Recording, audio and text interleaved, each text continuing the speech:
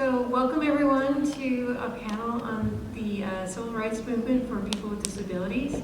I have here tonight a panel of people who are very accomplished in the field, and they will all be speaking about their own point of view about the civil rights movement and the accomplishments that have happened, some other things that need to be addressed still, and it's going to be an exciting evening. So the first person that I'd like to introduce is Marcela.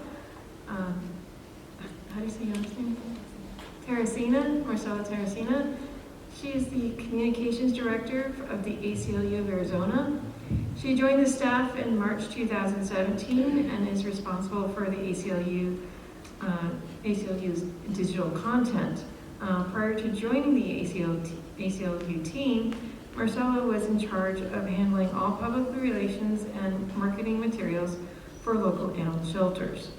She received a degree in communications from the University of Arizona with an emphasis in Spanish and business, and she is a native of Arizona. So, welcome.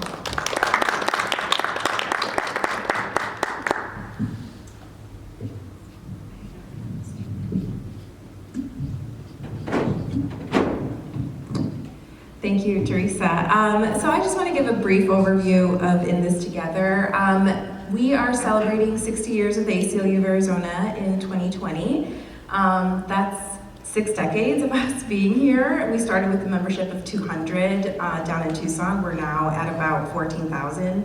So we've grown a lot, and this was a huge undertaking. We've hit over multiple cities. We've been in over 8 museums across the state. You know, we've been to Tubac, we've been to Sedona, we've been to Flagstaff. We've been all over the state. We've had over 40 Arizona artists submit their work for this exhibit, and it's been something unique, something different. You know, I think for our 60th year, we wanted to invite the public to join us in our fight, right? And to know that the fight continues, and although we've had a really long history and, you know, some victories, some losses, we're still going to be here for another 60 years. So I'm excited to have Theresa here in this great panel. You know, disability rights is something that we're involved in, but you guys are the leaders, you're on the ground, you're doing the work. So thank you so much for being here tonight, and thank you all for supporting the ACLU for 60 years.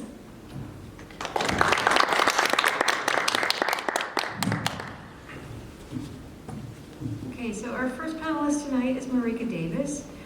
She is the 2017 BSA John F. Kennedy Center Emerging Young Artist Award recipient for the comic strip Life is Blurry. Hi. Is there more? Yeah, she was the grant awardee of the Arizona Commission on the Arts 2018 Research and Development Grant for the graphic series Ember Black, and the current comics contributor to Livability magazine. She holds a Bachelor of Fine Arts degree from the Herberger School of Art and Design at Arizona State University. So, take the floor, Marika. Hi, my name is Marieke Davis. So I graduated from ASU in 2017. I was a summa cum laude grad with a perfect 4.0 GPA. And I graduated with a bachelor's in fine arts, as well as 3 minors, one in creative writing, one in English lit, and one in women's and gender studies. Yes, I am an award-winning self-taught comics creator. I have 2 comics. One is Life is Blurry, which is my semi-autobiographical comic strip. And one is Ember Black, which is my dark fantasy comic series. I am also a visually impaired visual artist. I am missing half my field of vision in both eyes on the right side, and this is called hemianopsia. This is a result of 3 surgeries to remove recurrent tumors, one at age 10, one at age 11, and my last one was when I was 17. I tell you all of this because currently I'm applying to graduate schools with the purpose of pursuing a master's degree in either illustration, art practice, or new genres. My ultimate focus is seeking ways to make visual art like comics more accessible for the blind and visually impaired, and to teach my methods to interdisciplinary college students. So my first application was to U of A. They were my first choice, and I had actually gone to Tucson and met with our faculty members. I toured the campus, and I felt that it was a really welcoming, inviting place. Also, being someone who can't drive, I felt comfortable being in a place where I wasn't too far away from my home and my support group here in Arizona. Long story short, though, even though U of A had expressed great interest in what I was working on, they denied my application. But it was something in their rejection letter that made me really question the fairness of their application process. And I quote, in the email, they had actually stated that I was not interdisciplinary enough. This baffled me. Having earned, a bachelor's degree and 3 minors, the email just simply made no sense. And so when I asked for clarification, the faculty members reiterated that they don't reveal what goes on in their selection process for their MFA. But I do know that last year they had actually accepted 2 out of 3 candidates from overseas. However, the people from overseas ended up not showing up, and they just had 1 person. They had no wait list, and I was left out. I wondered, as I often do, if it was because the college didn't want to pay for the disability accommodations that I would need. And this was actually a problem that I had in high school. I also wondered if they just didn't view my disability and my perspective as part of student diversity. Since my accomplishments were recognized as, quote, meritorious, those are their words, I didn't doubt my ability to actually do the work and succeed in their college. Furthermore, I also wondered how the statistics stacked up against disabled students compared to their non-disabled peers. When it came to academic success, graduation, and also job opportunities. So I did some research, and this is what I found. So in the 2010 census, 56.7 million Americans, that's about 19% of the population, is disabled.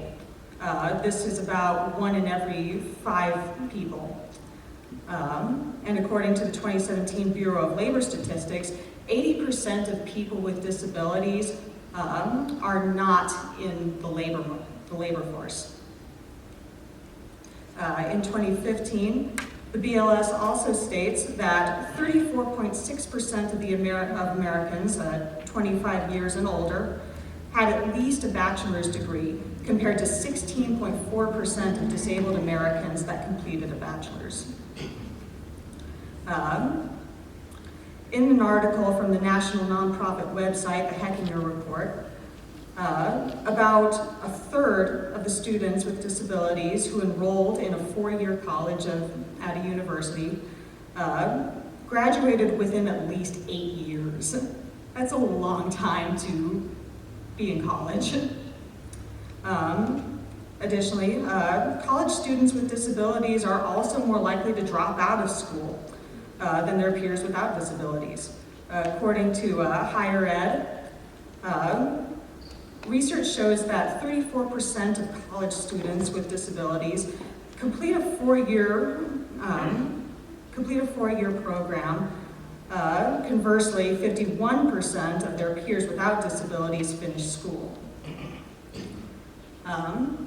It should also be noted that according to the National Center of Education, only about 8% of disabled students complete master's degrees, and about 7% of disabled students complete doctorals.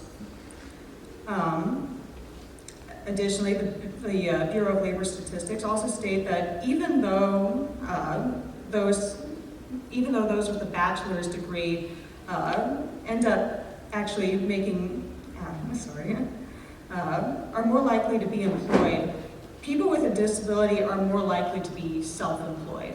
And that's actually me. I am a self-employed artist, and I am a part of what is called the gig economy.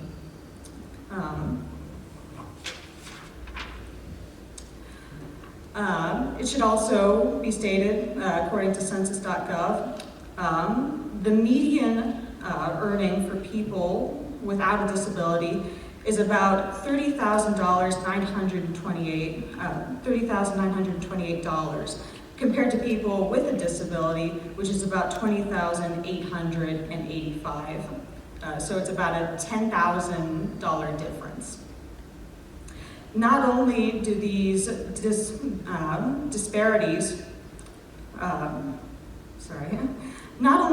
disparities indicate a bias in the labor market that favors non-disabled workers over people with disabilities, it also suggests that colleges and education in general still fail to adequately support disabled students. Even though the Americans for Disabilities Act was passed in the 90s, schools and universities still seem unwilling to meet the requirements to ensure disabled students have access to quality education. Part of this, I feel, is because, one, schools don't want to spend the extra money to actually provide accommodations or make things accessible for disabled students. Two, there's still a stigma surrounding disability, and that assumes that disabled students are not capable of handling coursework or succeeding in higher education. And three, universities don't seem to recognize that disability is part of having a diverse student body. And administrators don't seem to make the connection during their application process. According to Dr. Catherine Aquino, who's a professor at Manhattan College, individuals with disabilities constitute the largest minority group within the U.S. And approximately 1 in every 10 students enrolled in higher education self-identify as having a disability. Although approximately 2.5 million students participate in the college environment, there continues to be the misrepresentation that student disability is an impairment rather than a part of student diversity within college. People with disabilities need to be recognized as having a valuable perspective that could make society more inclusive, empathetic, and understanding. And I will leave this with everyone, that if you suspect you're the victim of a disability discrimination at your school, know that it is very difficult to prove. But you may contact the Office of Civil Rights, the Disability Discrimination Department, as well as the Department of Education in Denver, if you feel that you would like legal representation. And I will give it back to you, Theresa. Thank you so much, Marika.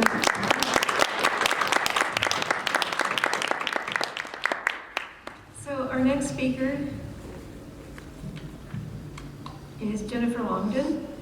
Jennifer Longdon is a Democratic member of the Arizona House of Representatives, and she represents District 24 since January 14th, 2019. She was elected in 2018. She was paralyzed in 2004 by a random drive-by shooting, and for 14 years she has worked tirelessly to raise awareness, improve the lives of people with disabilities. She has also devoted significant time to gun violence prevention, spearheading grassroots efforts and advancing policy change at the local, state, and national level.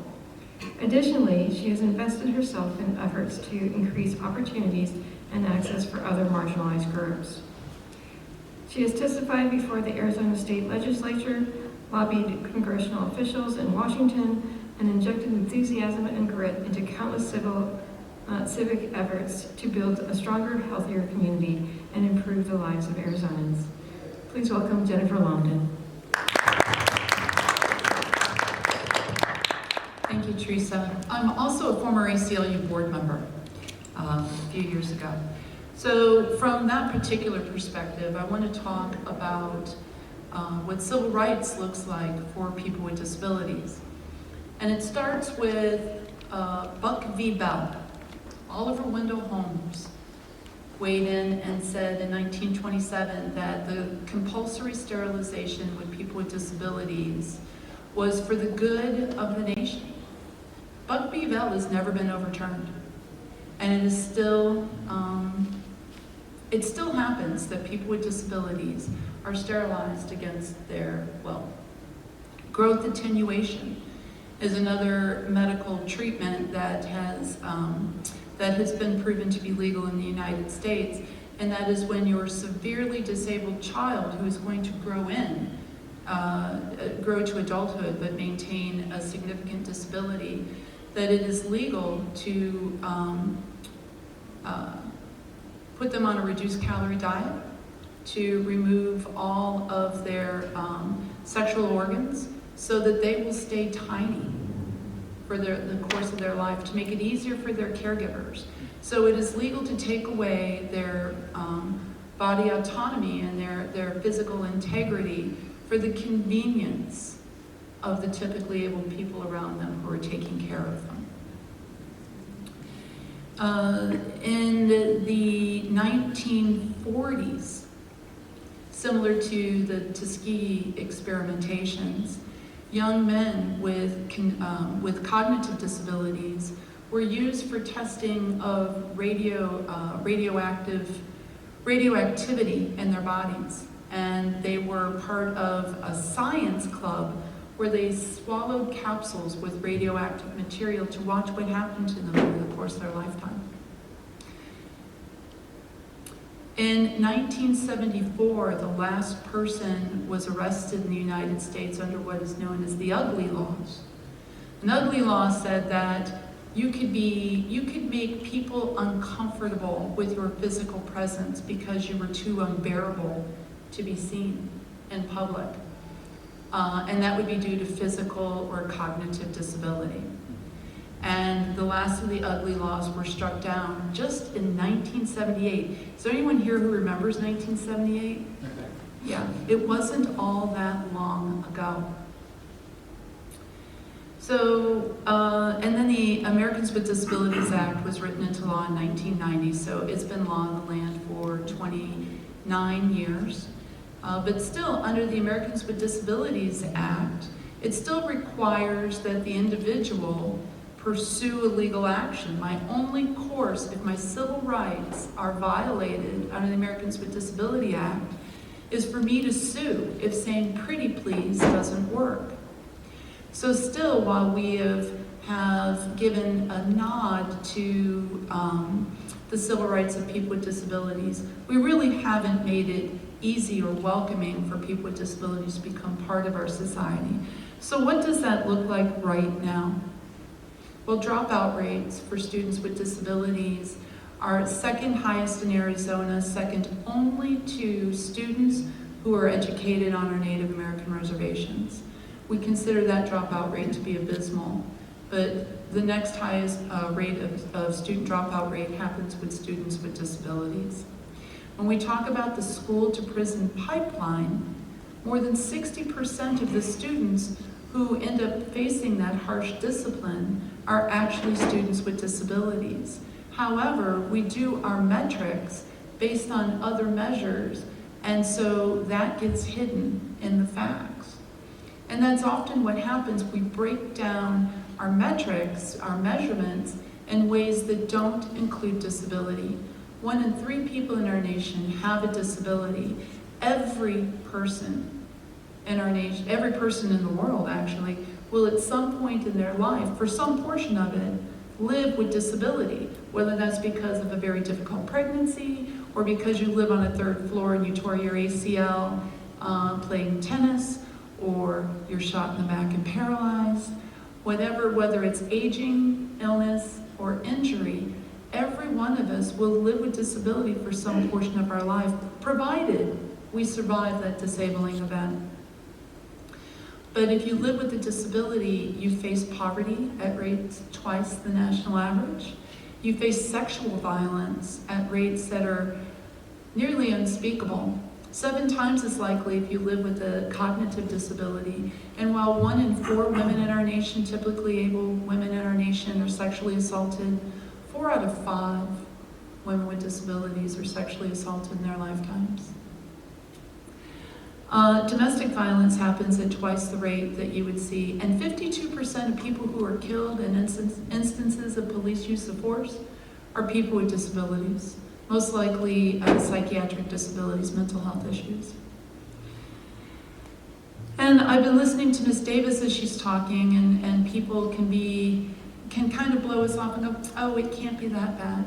Just a year and a half ago, I was sitting in meetings as I was becoming a legislator, and a national organization that works to preserve the rights of individuals, and I won't identify which identity group that belongs to, but you would all know the name if I said it out loud, said to me directly to my face, at this time, disability is not part of our diversity agenda. I came from a national organization that protects the rights of individuals with certain identities. So this continues to be a problem, lack of access, lack of interest in our issues. Ms. Davis now works for Ability 360 for Livability Magazine. I actually helped found that magazine, and I was the managing editor and chief writer for the first 3 years it existed. That organization, when the campus was called the Disability Empowerment Center, has actually one of the best conference rooms around, one of the cheapest meeting spaces in the valley, except it was never rented. When they changed their name to the Ability 360 Center, they changed nothing, not the pricing, not the advertising. They simply removed the word disability from their title. And as soon as they did that, their bookings increased by like 80%. Ableism continues to exist in our society, and it's a part that we don't often like to talk about. But until we do, until we fearlessly face this last biases that we choose not to talk about, we can't even begin to erase it and invite the 74% of people with disabilities who are missing from our workforce. So I think I've gone on long enough. Thank you so much, Jennifer.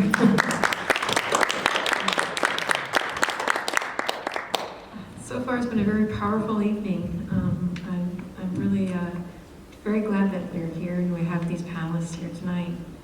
Our third panelist tonight is David Jefferson. And David Jefferson is the founder of Parent Support Arizona, a civil rights organization that assists families across the state of Arizona by ensuring children and young adults with a disability are supported as they seek resources through the public school system, the state developmental disability system, and the state behavioral health system. This support is offered through direct advocacy services, parent training, professional development, providing tangible resources, and facilitation of parent support groups. David has devoted the past 15 years of his life to supporting children and young adults with disabilities. He's done this as a foster parent, adoptive parent, advocate, and community leader. He believes that all children deserve an opportunity to reach their full potential, and he works hard to offer families and professionals who work with children the resources, support, and advocacy they need to ensure these children can excel at home, at school, and in the community. Please welcome David Jefferson. I'm excited about the opportunity to talk tonight about this topic. When I think about what the civil rights movement means to me, and I think about where we sit today, I think we have a long way to go. And so I want to talk a little bit about, I guess, how we got to today. In 1954, the case Brown versus Board of Education ended segregation, or so we thought. With Brown came this dream that the people would no longer be kept away from opportunities to become educated and to better themselves. But even though that law passed in 1954, as history would show us, not a lot changed, not for quite some time. If we think about what's happened in the civil rights movement for persons with a disability, we move forward into 1973. 1973, Section 504 of the Rehabilitation Act was passed. Section 504 said, if you're a recipient of federal funds, you cannot discriminate against somebody on the basis of disability. And you would think that in a time where we had so many struggles and so many hard-fought victories for civil rights, that this concept that we shouldn't be discriminated against people who may have a disability would have been widely embraced. But it wasn't. It wasn't until 1978 when someone brought federal litigation against the Department of Health, the Department of Education, and the Department of Welfare that they actually started implementing Section 504. From there we move forward to 1975. And in 1975, the Individuals with Disability Education Act was passed. It was originally called Public Law 94-142, and today we know it as the Individuals with Disability Education Act, or the IDEA. The IDEA said, we need to figure out a way to educate all people. This was this revolutionary thought that nobody apparently had taken any action on before. We should actually ensure that people that have a disability can go into the schoolhouse. And when I started learning more about the IDEA and its roots, a lot of what I heard was troubling. Before the IDEA passed, there were approximately 1.75 million people that had a disability that were not allowed to get a public education. The numbers somewhere around 68% of people who had a disability were not allowed to go to school. And at that same time, there were approximately 3 million people who had a disability who were allowed to go to school. However, the service